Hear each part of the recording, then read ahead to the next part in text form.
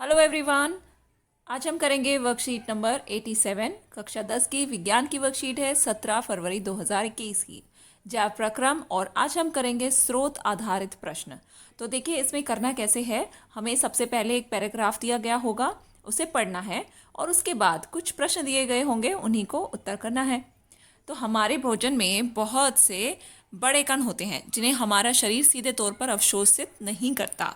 यानी कि बच्चों, जब हम खाना खाते हैं, चाहे हम किस भी रूप में खाएं, चाहे हम रोटी या सब्जी खा रहे हैं, दाल या चावल खा रहे हैं, सैलड खा रहे हैं, तो उन सभी में जब हम भोजन खाते हैं तो कुछ बड़े बड़े कण होते हैं। वो हमारे शरीर में सीधे तौर से हमें एनर्जी थोड़ी मिल जाती है उनसे, ना वो अवशोषित होते हैं।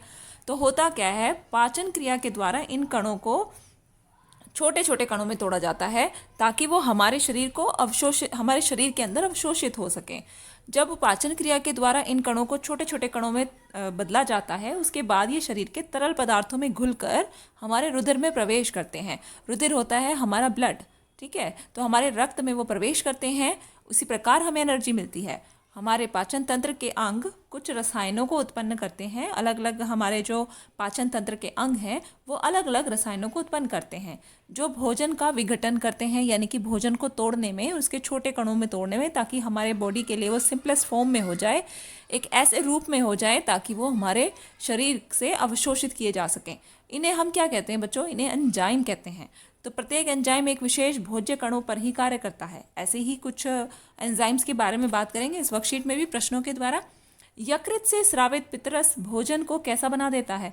तो यकृत से, यानी कि हमारे लिवर से एक पितरस स्रावित होता है, सिक्रेट होता रहता है, जो कि हमारे भोजन का कैसा माध्यम कर देता है? क्षारीय कर देता है।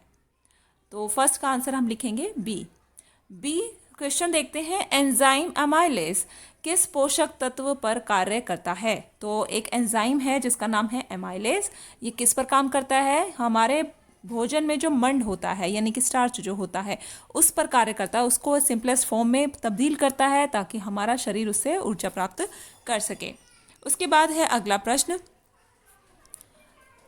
भोजन का पाचन प्रारंभ होता है। अब भोजन का पाचन कहाँ से प्रारंभ होता है? कुछ बच्चे इस क्वेश्चन में कंफ्यूज भी हो जाते हैं अगर उन्होंने नहीं पढ़ा होगा ध्यान से, इसीलिए तो वो सोचते हैं कि स्टमक से या हमारे आमाशय से पाचन शुरू होता है, लेकिन ऐसा बिल्कुल भी नहीं है।